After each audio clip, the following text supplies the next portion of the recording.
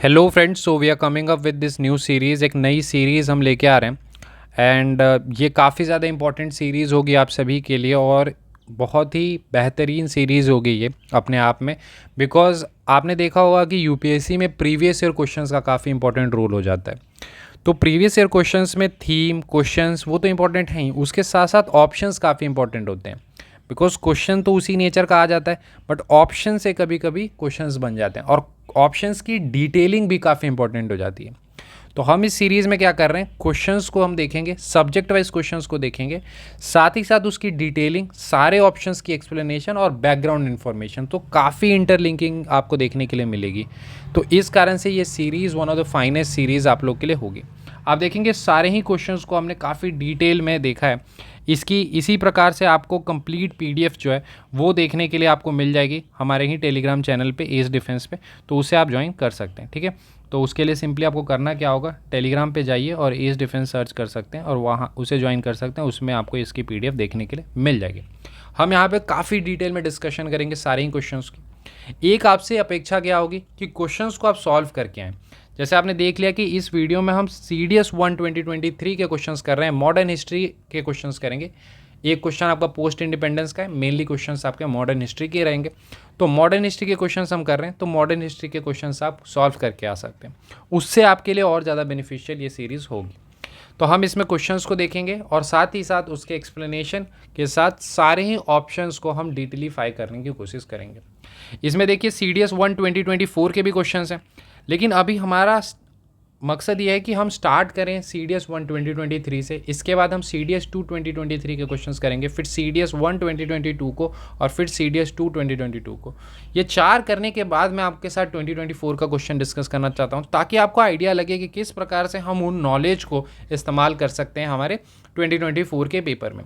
आपकी जो upcoming CDS exam है उसके लिए ये series one of the most important series होने वाली है, ठीक है। तो ज़्यादा हम डिस्कशन नहीं करेंगे, कंटेंट पे आ जाते हैं सीधे। तो पहला क्वेश्चन, आप ये सारे क्वेश्चंस देख सकते हैं, आपके क्वेश्चंस जो हैं वो एग्जाम में जो आए हैं वो एज इट इज़ वही क्वेश्चंस हैं। तो क्वेश्चन हमारा कहता है, इसकी डिटेल जो PDF है वो आपको देखने के लिए मिल जाएगी हमारे ही टेलीग्राम चैनल पे, ठीक है। तो in which of the following revolts did the Koya and Konda tribal chief rise against the local overlord from the Mansabdar family. और ये आपके सामने ऑप्शंस है, कुछ आपको ट्राइबल रिवोल्ट्स दिए गए हैं, Rampa rebellion, Gudem uprising, Rampa rebellion and tribal Telangana armed struggle. इसमें देखिए हम कुछ ऑप्शन एलिमिनेशन ये सब पे भी बात करेंगे, जहाँ पर वर्क करेगी वहाँ पर हम इसकी बात करेंगे। हमारा मॉडर्न हिस्ट्री से स्टार्ट करने का एक और मकसद है कि मॉडर्न हिस्ट्री एक वन ऑफ दी, और हिस्ट्री स्पेसिफिकली कहें तो काफ़ी ज़्यादा चैलेंजिंग होता है स्टूडेंट के लिए। तो आप देखेंगे कि मैं यहीं पर आपको रिपीटेशन दिखाऊंगा, questions as it is repetition, साथ ही साथ ऑप्शन से कैसे रिपीटेशन होते हैं वो भी आप देखने के लिए आपको मिल जाएगा। तो देखिए यहाँ पर तो लॉजिक तो यही कहता है कि यहाँ पर भी हमें रंपा रेबिलियन देखने के लिए मिलता है, यहाँ भी रंपा रेबिलियन देखने के लिए मिलता है। तो कहीं ना कहीं जो आंसर होगा वो रंपा रेबिलियन होने के चांसेस ज़्यादा हो जाती है। अब अगर हम रंपा रेबिलियन की बात करते हैं तो ये 2 बार क्यों दिया हुआ है, क्योंकि इससे हमें सिंपल सा आइडिया लगता है कि हाँ भाई ये 2 बार हुआ होगा, यानी 1879 से और 1922 टू 24 हमें देखने के लिए ये मिलता है, यानी 2 बार हमें ये देखने के लिए मिलता है। कोई भी हम रेवेलियन, रिवोल्ट, ये सब या अपराइजिंग की बात करते हैं तो सबसे इंपॉर्टेंट होता है उसकी एरिया, कहाँ पर ये हुई थी। बिकॉज अगर हमें एरिया पता होगी तो हम उसकी आइडिया लगा सकते हैं इंडिया के मैप पे कि हाँ कहाँ पर ये हुआ होगा। तो बेसिकली अगर नाम से भी आप देखेंगे तो रंपा से आपको साउथ का नाम, स्पेसिफिकली तेलुगु और समथिंग रिलेटेड टू दैट आपको ध्यान आएगा। तो ये आंध्र प्रदेश में देखने के लिए आपको मिलती है। अगर हम बात करते हैं आंध्र प्रदेश की, तो आंध्र प्रदेश में आपको खोंड ग्रुप देखने के लिए मिलती है। आंध्र प्रदेश और उड़ीसा में भी खोंड अपराइजिंग की भी हम बात करेंगे जब हम डिफरेंट क्वेश्चंस को आगे देखेंगे। तो अभी अगर हम बात करते हैं खोंड ग्रुप की, तो खोंड ग्रुप में सेक्शंस की अगर हम बात करते हैं तो उसमें से एक सेक्शन कोया है, एक सेक्शन रेड्डी है, और इनकी रिवोल्ट हमें देखने के लिए मिलती है 1879 टू 1880 में। तो इसी फेज में आपको देखिए कोया और कोंडा ट्राइबल चीफ्स देखने के लिए मिलेंगे। इसीलिए आंसर आपका option 1 that is Rampa rebellion 1879 to 1880 देखने के लिए मिलेगा। आपने देखिए रंपा रेबिलियन के बारे में ज़रूर पढ़ा होगा, वहाँ पर आपने अलुरु सीताराम राजू के बारे में पढ़ा होगा, तो वो आपका बेसिकली यहाँ से हो जाएगा, यानी सेकेंड वाले फेज से हो जाएगा, ठीक है। अभी हम पहले फेज़ की बात करेंगे, फिर हम सेकेंड फेज़ पे आएंगे। तो रंपा रेबिलियन की अगर हम फर्स्ट फेज की बात करते हैं तो देखिए सबसे इंपॉर्टेंट टर्म, अब देखिए यहाँ से भी क्वेश्चन आपको देखने के लिए मिल सकता है, विच इज टोडी। टोडी से भी क्वेश्चन देखने के लिए मिल सकता है। अब सबसे इंपॉर्टेंट है कि टोडी होता क्या है, तो toddy is nothing but a palm liquor, ठीक है, ये क्या है, पाम लिकर है। अब इस पे क्या हुआ, ब्रिटिशर्स ने टैक्स लगाया, ठीक है, तो ये एक स्पार्किंग मोमेंट हो गई, यानी कि इसके कारण जो रिविलियन है वो बढ़ता हुआ हमें नज़र आता है। तो यानी कि टोडी यानी पाम लिकर हमें देखने के लिए मिल जाता है। इसके अलावा जो बेसिक चीज़ें हैं जो आमतौर पे ट्राइबल रिवोल्ट्स में होंगी वो तो आपकी होंगी, लाइक जो ट्राइबल एरियाज़ हैं, लैंड्स हैं, उन्हें लिया गया, एक्सप्लॉयटेशन किया गया, वो सारी हैं, बट स्पार्क मूवमेंट आपका ये हो गया। तो हो सकता है आगे सवाल ये बन जाए कि टोडी बेसिकली क्या है या टोडी किससे लिंक्ड है, तो आपको पता होना चाहिए कि वो रंपा रेबिलियन से ही लिंक्ड है। अब बात कर लेते हैं रंपा रेबिलियन के सेकेंड फेज की, जिसमें आपने ही पढ़ा होगा अलीरू सीताराम राजू के बारे में। अगर आप सभी ने RRR की मूवी देखी है, ठीक है, कौन सी मूवी, RRR की, तो RRR की मूवी में आपने देखा होगा कि बेसिकली एक फ्रेंडशिप दिखलाई गई है राजू और कोमेरू भीमा के बीच में। वो एक फिक्शनल स्टोरी है जिसकी इंस्पिरेशन की अगर हम बात करते हैं तो वो हमें रंपा रेबिलियन ही देखने के लिए मिल जाता है। तो रंपा रेबिलियन की जो इंस्पिरेशन, रंपा रेबिलियन से इंस्पिरेशन लेके ही SS राजामौली ने RRR मूवी बनाई थी। अब बात कर लेते हैं हम अलीरू राम राजू के बारे में। देखिए कुछ प्रोनाउंसिएशन थोड़ी सी इधर उधर हो सकती है, तो उन सभी के लिए मैं आपसे अभी माफ़ी चाहूँगा, ठीक है। यहाँ पे मेन फोकस हमारा कंटेंट पे है और स्पेसिफिकली एग्जाम ओरिएंटेड कंटेंट पे रहेगा, ठीक है। मैं आपको ये एश्योरिटी दिला सकता हूँ, इस सीरीज़ से आप देखेंगे कि इतने डिफिकल्ट क्वेश्चंस आप बहुत ही आसानी से कर लेंगे, बिकॉज बहुत कम हमें कंटेंट देखने के लिए मिलता है इससे रिलेटेड। फॉर एग्जाम्पल गोडूम अपराइजिंग आप किसी बुक में नहीं देखेंगे, बट यहाँ हम बात कर रहे होंगे उसके बारे में। तो इस प्रकार से जितने भी ऑप्शन होंगे हम उन सभी पे बहुत ही ज़्यादा डिटेलिफाई करने जा रहे होंगे। तो हम यहाँ अगर बात करते हैं अलीरू सीताराम राजू के बारे में, तो इन्हें हीरो ऑफ जंगल कहते हैं और इनको एक नाम दिया जाता है म्यानम वीरडू, ठीक है, म्यानम वीरडू। इसी कारण से ये जो सेकंड फेज है इसे हम म्यानम रेबिलियन के नाम से भी जानते हैं। कौन सा, म्यानम रेबिलियन के नाम से भी जानते हैं। तो यहाँ पर ये भी क्वेश्चन आपसे पूछा जा सकता है कि अलीरू सीताराम राजू का जो बेसिक नाम था, जो नाम से जाना जाता था, वो म्यानम वीरडू के नाम से जाना जाता था। अब हमें समझना होगा कि बेसिकली रंपा रेबिलियन के सेकेंड फेज में ऐसा हुआ क्या। तो अगर हम रंपा रेबिलियन की बात करते हैं तो जो ट्राइबल्स हैं किसी भी एरिया में, बिकॉज ट्राइबल्स रिवोल्ट है ये, तो ट्राइबल्स बेसिकली क्या करते हैं, ट्राइबल्स बेसिकली आप देखेंगे कि शिफ्टिंग कल्टीवेशन करते हैं। तो वहाँ पे जो शिफ्टिंग कल्टीवेशन होती है उसे हम पोडू नाम से जानते हैं। किस नाम से जानते हैं, पोडू। तो सेकंड क्वेश्चन जो आपका यहाँ पे मोस्ट इंपॉर्टेंट बनेगा कि पोडू, यानी आपसे ये भी पूछा जा सकता है कि जो शिफ्टिंग कल्टीवेशन रंपा रीजन या फिर हम आंध्र रीजन की बात करें तो वो होती थी, तो वो किस नाम से होती थी, तो बेसिकली पोडू नाम से होती थी। तो पोडू आपका क्या नाम हो गया, शिफ्टिंग कल्टीवेशन का। इसके बाद सेकेंड जो चीज़ हुई, फॉरेस्ट एक्ट 1882 आया था, जिसके अंदर बैन कर दिया गया था माइनर फॉरेस्ट प्रोड्यूस को, इन्हें रूट्स हो गए, लीव्स हो गए, इन सभी को कलेक्ट करने से रोका जाने लग गया। इसके बाद देखिए नेक्स्ट क्वेश्चन बहुत इंपॉर्टेंट बनेगा, वो है विलेज हेडमैन्स। विलेज हेडमैन्स को अपॉइंट किया गया था किनके द्वारा, ब्रिटिशर्स के द्वारा उन एरियाज में, तो उन्हें हम मुट्टाडार्स कहते हैं। तो टर्म आ जाएगा, आपने देखा हो क्वेश्चन इस तरह से बनते हैं, मुट्टाडार्स हम किसे कहते हैं।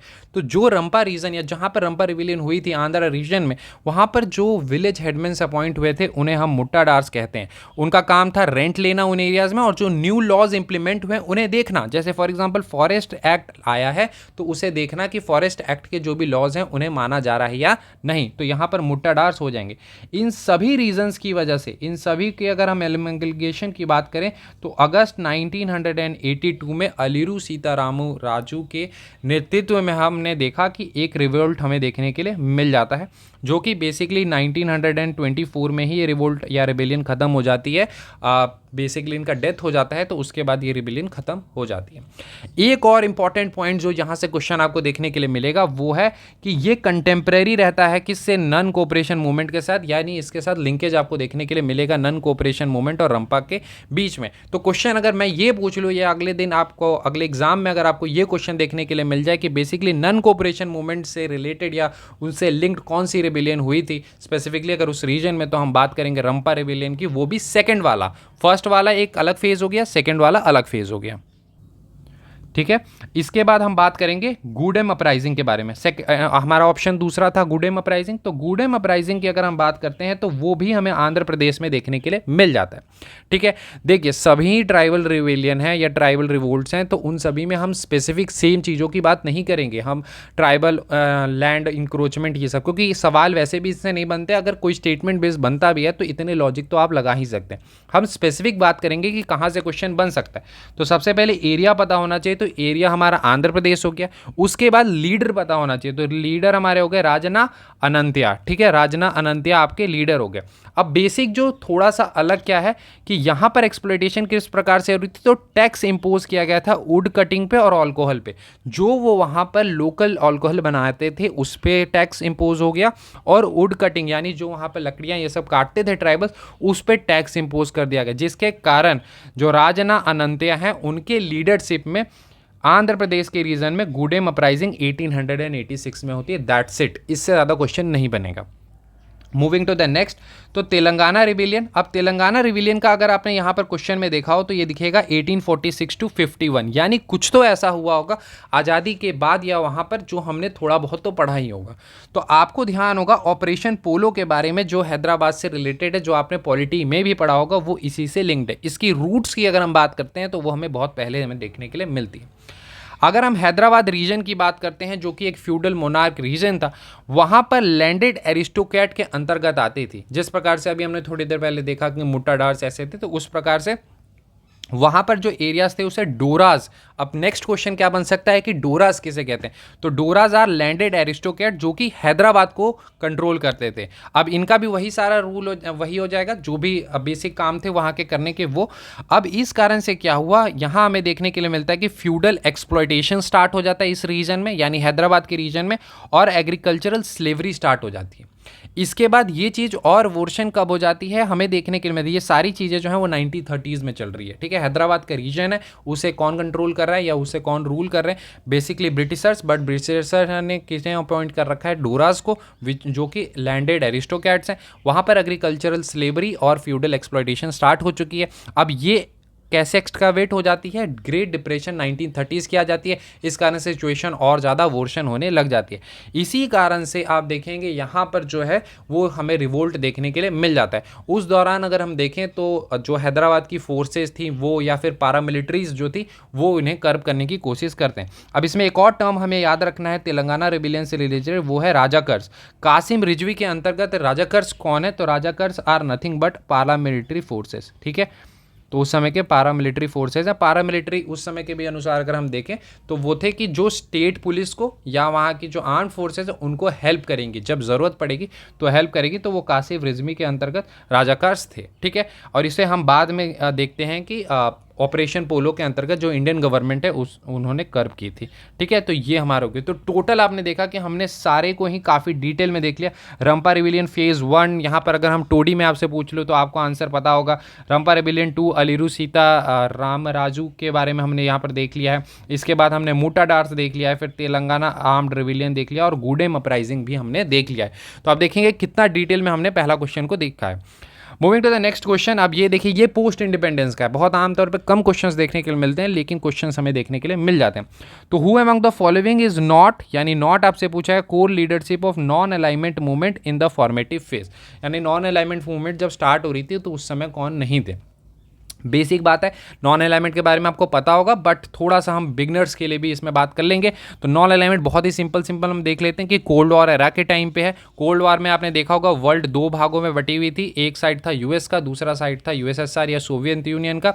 लेकिन कुछ ऐसी कंट्रीज थी जो किसी के साथ अपने आप को अलाइन नहीं करना चाहती थी, उन्हें हम नॉन अलाइंड नेशंस कहते हैं। और इसी कारण से नॉन अलाइनमेंट मूवमेंट जो है 1961 में स्टार्ट हुई थी, जो कि 5 लीडर्स के द्वारा हुई थी। ट्रिक आप याद कर सकते हैं, J2S। जे बेसिकली कहाँ से आ जाएगा, जवाहरलाल नेहरू आपको याद ही आएगा, इंडियन प्राइम मिनिस्टर। तो वहाँ से J2S। ठीक है, तो J2S। अब नाम हम ध्यान रख लेते हैं। तो गामेल आब्देल नासेर इजिप्ट के हो गए, क्वामे नुकुरमा घाना के हो गए, JL नेहरू हो गए, फिर आपके जोशी बरूच हो गए, और सुकुरनार इंडोनेशिया के। ठीक है, तो ये हमारे टोटल 5 होंगे। अगर इस ऑप्शन में देखेंगे तो हमें ये नहीं होगा, ये भी नहीं होगा, ये भी नहीं होगा, और ये आपका करेक्ट आंसर हो जाएगा। बेसिकली ये 3 आपके थे, ठीक है। तो ये टोटल 5 हैं, इनको आप कहीं पे नोट कर सकते हैं, नहीं तो पीडीएफ नोट्स हम प्रोवाइड कर रहे हैं। अगले बार क्वेश्चन यहाँ से बनने के चांसेस रहेंगे, तो यहाँ पर इससे ज़्यादा कोई डिस्कशन की ज़रूरत नहीं थी। ये 5 हैं, ये आपको पता होना चाहिए। इसके बाद हम बात कर लेते हैं, who among the following political leaders suggested the dissolution of Indian National Congress as a political organisation and replacement of Lok Seva संघ। तो यानी डिसोल्यूशन की किन्होंने बात की थी, तो ये आपको पता होगा। ऑप्शन है वल्लभ भाई पटेल, बी आर अम्बेडकर, महात्मा गांधी, जवाहरलाल नेहरू। तो करेक्ट आंसर महात्मा गांधी हो जाएगा। महात्मा गांधी ने ये बात कब कही थी? तो जनवरी 27, 1948 को कही थी, 3 दिन उनके असैसिनेशन से पहले। इसके बाद एक इंपॉर्टेंट बात सिर्फ आपको और याद रखनी है, वो है कि हरिजन उनकी थी, ठीक है। तो हरिजन के अलावा भी आपको बताना है उनके कौन कौन से न्यूज़पेपर या बुकलेट्स थे, वो आपको 1-2 कमेंट करने हैं, ठीक है। तो 2 फैब 1948 को एक आर्टिकल आती है, his last will and testament, उसमें इसकी जिक्र की जाती है, ठीक है। तो आपको बस ये याद रखना है, अगर ये पूछ लिया जाए, इस तरह के क्वेश्चंस आते हैं एग्जाम में, आपने देखा होगा काफ़ी सारे बंच ऑफ लेटर्स इस तरह से आते हैं। तो his last will and testament किन से रिलेटेड है? तो महात्मा गांधी से रिलेटेड है। हरिजन में ये एक आर्टिकल आता है जिसमें इस बात की जिक्र हमें देखने के लिए मिल जाती है, ठीक है। Moving to the next question. अब देखिए यही question as it is CAPF 2021 से रिपीटेड है, आप जाके चेक कर सकते हैं। एज इट इज़ यही पूछा गया है। हिंदू धर्म सभा किससे रिलेटेड है? ऑप्शंस आपके सामने है, राधाकांत देव, राम मोहन रॉय, द्वारिका नाथ टैगोर और केशव चंद्र सेन। तो आंसर हो जाएगा हमारा राधाकांत देव। अब बात कर लेते हैं धर्म सभा की। धर्म सभा जो है हमें देखने के लिए मिल जाता है 1830 में। देखिए लॉर्ड विलियम बेंटिक ने, आपको पता होगा कि 1829 में एबोलिशन ऑफ सती से रिलेटेड लेके आए थे, जिनमें राजा राम मोहन रॉय का भी काफ़ी इंपॉर्टेंट रोल था। अब एबोलिशन ऑफ सती लेके आए, लेकिन उस समय कुछ ऑर्थोडॉक्स सोसाइटी थी जो कि बेसिकली धर्म सभा 1830 में इसके विरोध में, कि नहीं हमारे जो पहले से चलते आ रहे हैं उन्हें वैसे ही चलते रहना चाहिए, यानी सती अगर चलता आ रहा है तो सती को चलते रहना चाहिए। उसके लिए राधाकांत देव धर्म सभा लेके आए थे। राधाकांत देव ने ये धर्म सभा लेके आए थे ताकि वो इस डिसीजन को या फिर इस जो भी थे उसको क्या कर सकें, अपोज कर पाएँ। तो एबोलिशन ऑफ सती को अपोज कर पाएँ, इसके लिए ऑर्थोडॉक्स सोसाइटी बनाई गई थी। आपके धर्म सभा से रिलेटेड एक पॉजिटिव बात याद रखनी है कि प्रमोशन ऑफ वेस्टर्न एजुकेशन से मतलब बेसिकली ये प्रमोशन ऑफ वेस्टर्न एजुकेशन की बात करते थे, तो इससे रिलेटेड आपको स्टेटमेंट देखने के लिए मिल सकता है। राधाकांत देव की बात करें तो उनके फैमिली में सती नहीं होती थी, फिर भी वो चाहते थे कि ये चीज़ कंटिन्यू हो जो पहले से चलता आ रहा है। इसके अलावा इनको महाराजा का भी टाइटल मिला था, क्योंकि इन्होंने रॉबर्ट क्लाइव के साथ और वॉरेन हेस्टिंग इन सभी के साथ बहुत अच्छा वर्क किया था, तो उस कारण से इन्हें मिला था। संस्कृत की काफ़ी अच्छी नॉलेज थी, तो इस कारण से एक डिक्शनरी ये लेके आए थे, ज़बा जो भी है इसका आप नाम पढ़ लेंगे, ठीक है। तो ये आपका है डिक्शनरी, ये आपको ध्यान रखना है, अगर क्वेश्चन आ जाता है कि डिक्शनरी किसने थी तो राधाकांत देव के द्वारा थी। इसके अलावा अगर हम बात करते हैं, बहुत ही इंपॉर्टेंट इनसे रिलेटेड होगी ब्रिटिश इंडियन एसोसिएशन। आप अगर प्री कांग्रेस के टाइम पे देखेंगे काफ़ी सारे छोटे छोटे ऑर्गेनाइजेशन बने थे, उनमें से आपने एक ब्रिटिश इंडियन एसोसिएशन की नाम पढ़ी होगी, तो उसके प्रेसिडेंट राधाकांत देव ही थे। सेक्रेटरी उसके देवेंद्र नाथ टैगोर थे, ठीक है, देवेंद्र नाथ टैगोर। द्वारिका नाथ टैगोर से आप कंफ्यूज नहीं करेंगे, यहाँ पे क्लियरली देवेंद्र नाथ टैगोर, इसलिए मैंने छोटा ई डाल दिया है, ठीक है। तो देवेंद्र नाथ टैगोर यहाँ पर हो जाएंगे। इसके बाद हम ये बाकी 3 तो काफ़ी ज़्यादा रिपीटेशन होंगी, तो इस कारण से, क्योंकि बहुत कुछ है, राजा राम मोहन रॉय के बारे में बहुत कुछ है पढ़ने के लिए, द्वारिका नाथ टैगोर के बारे में भी है, तो बहुत सारी चीज़ें हैं इनके बारे में पढ़ने के लिए, तो हम आगे देखेंगे। बट एक जो इंपॉर्टेंट लिंकिंग है वो है राजा राम मोहन रॉय, देवेंद्र नाथ टैगोर, केशव चंद्र सेन से, वो है ब्रह्मो समाज। आप देखेंगे कि पहले राजा राम मोहन रॉय इन्हें लेके आएंगे 1828 में, उसके बाद देवेंद्र नाथ टैगोर इसको ज्वाइन करते हैं, और केशव चंद्र सेन जो है ब्रह्मो समाज के आचार्य रहते हैं। एक बात आपको याद रखनी है द्वारिका नाथ टैगोर के बारे में बेसिकली, कि ब्रह्मो सभा बेसिकली इनसे लिंक्ड है और तत्वबोधि सभा इससे लिंक्ड है।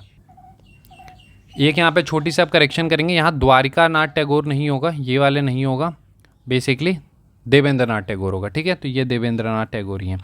इसके बाद केशव चंद्र सेन की बात कर लेते हैं, तो ये इंडियन रिफॉर्म्स एसोसिएशन के प्रेसिडेंट थे, और प्रार्थना समाज की अगर हम बात करते हैं, जो कि आत्माराम पंडुरंग होंगे, उनके साथ मिलकर ये प्रार्थना सभा भी स्टार्ट करें। तो इनकी रिपीटेशन काफ़ी आएगी, इस कारण से मैंने ज़्यादा डिटेल्स नहीं डाली है, ठीक है, उसे हम आगे भी देख लेंगे। इसके बाद विच of the member of servants of Indian society, यानी ऐसे कौन से मेंबर थे सर्वेंट्स ऑफ इंडियन सोसाइटी के जिन्होंने सेवा समिति इलाहाबाद में 1914 में स्टार्ट की थी। तो अगर हम ऑप्शंस देखें, सेम क्वेश्चन रिपीटेड है, CDS, 2019 से, आप जाकर चेक कर सकते हैं, ठीक है, सेम एज इट इज़। उस समय आई थिंक मेंबर्स भी पूछे गए थे। तो इसके आपके आंसर हो जाएगा हृदयनाथ कुंजरू, ठीक है, हृदयनाथ कुंजरू। सेवा समिति 1914 में हृदयनाथ कुंजरू ने इलाहाबाद में इसे स्टार्ट की थी। ये मेंबर थे सर्वेंट्स ऑफ इंडियन सोसाइटी के। बेसिकली सेवा समिति एक सोशल सर्विस प्रोवाइड करती थी, अलग अलग प्रकार का, नाम से ही पता चल रहा है सेवा समिति है, तो अलग अलग प्रकार के जो सोशल सर्विसेज है वो हमें देखने के लिए मिल जाती हैं। स्पेसिफिकली अगर हम बात करें तो नेचुरल डिजास्टर्स के टाइम पे। एक इंपॉर्टेंट बात जहाँ से क्वेश्चन बना हुआ है, आप जाके प्रीवियस ईयर में चेक कर सकते हैं, मेंबर थे कॉन्स्टिट्यूएंट असेंबली के कौन, हृदयनाथ कुंजरू। तो ये बात आपको याद रखनी है कि मेंबर थे कॉन्स्टिट्यूएंट असेंबली के। तो इसमें ऑप्शन क्वेश्चन में ही दिया हुआ है कि सर्वेंट्स ऑफ इंडियन सोसाइटी के सारे ही मेंबर्स थे।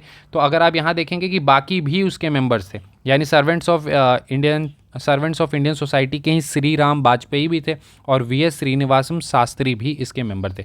बट यहाँ पर इन्होंने सेवा समिति बॉय स्काउट्स एसोसिएशन 1914 में स्टार्ट की थी बॉम्बे में, और ये लिंक्ड थे आपके लिबरल पार्टी से। एक यहाँ पर इंपॉर्टेंट बात आपको जो ध्यान रखनी है, महात्मा गांधी अपने राइटिंग्स में शास्त्री करके जिक्र करते थे, शास्त्री करके, जो बेसिकली एल्डर ब्रदर के रूप में, तो वो बेसिकली यही थे वीएस श्रीनिवासन शास्त्री। तो इन्हीं को वो एल्डर ब्रदर के रूप में या शास्त्री के रूप में अपने राइटिंग्स में मेंशन किया करते थे। इसके बाद अगर हम बात करते हैं फर्स्ट एंग्लो मराठा वॉर की, जो कि कंक्लूड हुई थी कौन सी ट्रीटी के साथ, ऑप्शंस आपके सामने। देखिए, वैसे तो हमें तीनों ही एंग्लो मराठा वॉर पढ़ने, बट अभी हम सिर्फ एक ही देख लेते हैं, ठीक है, क्योंकि क्वेश्चंस आगे भी आपको देखने के लिए मिलेंगे इनसे रिलेटेड, तो हम देखेंगे। तो ये आपके ईयर्स मैंने यहाँ पे लिख दिए हैं ताकि थोड़ी सी क्लैरिटी हो। तो ये सारे ही रिलेटेड हैं फर्स्ट वाले से पहले ही, यानी ऐसा नहीं है सेकंड थर्ड के लिए, ये सारे ही उससे रिलेटेड हैं, बस थोड़ी सी डिफरेंसेस हैं, और एग्जैक्ट आंसर आपका क्या होगा उसे हमें देखना है। तो फर्स्ट एंग्लो मराठा वॉर जो है वो 1775 टू 1782 हुआ था। क्वेश्चन क्लियरली कहता है कॉन्क्लूडेड, नॉट स्टार्टेड। आप देखेंगे 1775, 46, इसके बाद वाला फेज में ये होता है 80s के आसपास, और ये 1782 है। तो कॉन्क्लूडेड के अनुसार तो ट्रीटी ऑफ सालबाई होगा। लेकिन पूरी स्टोरी क्या है? पूरी स्टोरी बहुत ही सिंपल सी है कि 12th मराठा चीफ अपॉइंट करना था, जिसमें कि आपके माधव राव और रघुनाथ राव के बीच में था। माधव राव को सपोर्ट था किसका? नाना फडणवीस का। अब रघुनाथ राव ने क्या किया? रघुनाथ राव ने ब्रिटिशर से सपोर्ट मांगा। अब ब्रिटिशर्स किसी को भी कोई भी चीज़ ऐसे फ्री में नहीं देंगे, तो उन्होंने स्लेसेट और बसीन जो है वो मांगा। इसके लिए उन्होंने ट्रीटी साइन की, ट्रीटी ऑफ सूरत, जो कि 1775 में थी। तो ये ब्रिटिशर्स के द्वारा साइन की गई थी रघुनाथ राव से। इसमें ये 2 एरियाज उनसे मांगी गई थी, लेकिन ब्रिटिश कलकत्ता काउंसिल ने इस ट्रीटी को नहीं माना। तो इसके बाद अगर आप देखेंगे तो एक ट्रीटी ऑफ पुरंदर आती है 1776 में, जिसके अंतर्गत जो है रघुनाथ राव को पेंशन देने की बात कही गई थी। लेकिन अब नाना फडणवीस ने इस ट्रीटी को नहीं माना, और उसके बाद आप देखेंगे कि बेसिकली महादजी सिंधिया ने एक स्क्रॉच्ड अर्थ पॉलिसी के थ्रू इंग्लिश को ट्रैप कर लिया था। ये बेसिकली होता क्या है, आपने पढ़ा होगा या एक मूवी में भी देखा होगा कि जो फार्मलैंड्स होते हैं उन्हें जला दिया जाता है, जो वेल्स होते हैं आसपास के उनमें पॉइजन डाल दिया जाता है। तो उसके थ्रू जो है वो इंग्लिश को क्या कर लेते हैं, ये ट्रैप कर लेते हैं। उसके रिटेलिएशन में तो यहाँ पर आपको दिखेगा ट्रीटी ऑफ वाडगांव। ट्रीटी ऑफ वाडगांव के अंतर्गत बेसिकली क्या होता है कि जो मराठास को उन्होंने ट्रैप कर लिया होता है इंग्लिश को, तो जो एरियाज़ इंग्लिश के पास होती है वो एरियाज़ को वो क्या कर लेते हैं, वापस ले लेते हैं मराठास, ठीक है। इसके बाद वॉरेन हेस्टिंग जो है इसके रिटेलिएशन में अटैक करते हैं, और जो आपकी फाइनली उसे कंक्लूड होती है आपकी first Anglo Maratha war treaty of Salbai के अंतर्गत 1782। तो क्वेश्चन क्लियरली पूछता है कि कंक्लूडेड, तो आपकी 1782 हो जाएगी, बाकी ये पूरी लाइन अप होगी। तो अब मुझे उम्मीद है कि इससे रिलेटेड अगर क्वेश्चन आ जाता है तो आपको ध्यान होगा कि पहला हमारा सूरत से स्टार्ट होगा, फिर पुरंदर से, फिर वाडगांव से, फिर सालबाई से। सूरत हमारा स्टार्टिंग वाला होगा रघुनाथ राव के साथ, फिर पुरंदर होगा, फिर वाडगांव होगा, लास्ट में हमारा सालबाई होगी। ये सारे ही किससे रिलेटेड हैं? तो फर्स्ट एंग्लो मराठा वॉर से। अगला क्वेश्चन देख लेते हैं। अब जैसे देखिए, नॉर्मल जो आप कोई भी बुक्स पढ़ते हैं तो उसमें इन सभी से रिलेटेड आपको नहीं देखने के लिए मिलेगा, ये सारे कहीं आपको मेंशन नहीं देखने के लिए मिलेंगे। बट यहाँ पर हम सिंस सारे ही ऑप्शंस को काफ़ी डिटेल में देख रहे हैं तो आपको बहुत ज़्यादा कंटेंट देखने के लिए मिलेगा। आप देख सकते हैं ये 30 मिनट्स का हार्डली एक सेशन है, लेकिन इसमें इतना कंटेंट मिला होगा जो आपको नॉर्मली किसी एक क्लास में देखने के लिए नहीं मिलता है, और वो भी मोस्ट इंपॉर्टेंट। तो इसमें आपको बैटल बताना है जो कि त्रवणकोर किंग ने डिफीट किया था डच को, 1741 में हुआ था वो। तो 1741 में ये बैटल ऑफ कोलाचेल है, जिसके अंतर्गत जिसमें बेसिकली त्रवणकोर में मार्थंड वर्मा ने डिफीट किया था डच को। और इसमें जो इधर से आपके थे डच की तरफ से, वो ई.डी. लानेन थे, लेकिन आपको उनका नाम नहीं याद रखने की ज़रूरत है, बस ये याद रखिए 1741 में जो बैटल ऑफ कोलाचेल हुआ था वो त्रवनकोर और डच के बीच हुआ था, जहाँ पर हारे कौन थे? डच। That's it. ठीक है, 1741 में कोलाचेल का बैटल हुआ था त्रवनकोर और डच के बीच में। 1781 में क्या होता है? बैटल ऑफ पोर्ट नोवो होता है। पोर्ट नोवो ये मैसूर और ईस्ट इंडिया कंपनी के बीच हमें देखने के लिए मिलती है। ठीक है, तो मैसूर और आपके ईस्ट इंडिया कंपनी के बीच हो गए। हैदर अली इसको लीड करते हैं और यहाँ पर आयरे कूटे मैं कर्नाटिक के एपिसोड में ही बात करूँगा, जहाँ पर हम थर्ड कार्नेटिक एपिसोड और वो देखेंगे बैटल ऑफ वॉन्डिवॉस ये सब, तो वहाँ पर भी सर आयरे कूटे आपको देखने के लिए मिलेंगे। इसके बाद आपका आ जाता है बैटल ऑफ पोल्यूर। तो ये आपका मैसूर और ईस्ट इंडिया कंपनी के बीच में 1780 में हुआ था, same specific that year only. और आपका टीपू सुल्तान और विलियम बाली, ठीक है, यहाँ से ईस्ट इंडिया कंपनी को कौन लीड कर रहे थे? विलियम बाली। और ये आपको बस ये ध्यान होना चाहिए कि मैसूर और ईस्ट इंडिया कंपनी के बीच हुआ था 1780 में। इसके बाद एक बैटल है, बैटल ऑफ चंगना सेरी। ठीक है, तो ये आपका 1749 में हमें देखने के लिए मिलता है। और ये बैटल आपका त्रवनकोर और थेकुम्बर में के बीच होता है, और ये बेसिकली डिफीट होते हैं। त्रवनकोर किंग जो है वो जीतते हैं। ये 1749 में होता है। क्वेश्चन आपसे तो सिंपली पूछा लगा, त्रवनकोर के किंग ने डच को डिफीट किया था 1741 में, वो कौन सा बैटल था? तो बैटल ऑफ कोलाचल था। तो ओवरऑल इतने ही क्वेश्चंस हमें देखने के लिए मिलते हैं CDS 1 2023 के एग्जामिनेशन में, और हमने सारे ही क्वेश्चन के सारे ही ऑप्शंस को काफ़ी डिटेल में देखा होगा। और आप देख सकते हैं कि इस सेशन से पहले आपके पास कितनी नॉलेज थी मॉडर्न हिस्ट्री की, और इस सेशन के बाद आपके पास कितनी नॉलेज है। तो काफ़ी ये इनरिचिंग रहा होगा आप सभी के लिए सेशन, और ये सेशन आप सभी के लिए यूज़फुल भी होगा। तो अपने फीडबैक्स ज़रूर देंगे कमेंट सेक्शन में, ताकि वो हमें मोटिवेट करें। और टेलीग्राम इसको ज्वाइन कर सकते हैं, यहीं पर आपको PDF देखने के लिए मिलेगी। मिलते हैं अगले सेशन में इसी तरह के और भी इंटरेस्टिंग क्वेश्चंस के साथ। Thank you and have a nice day.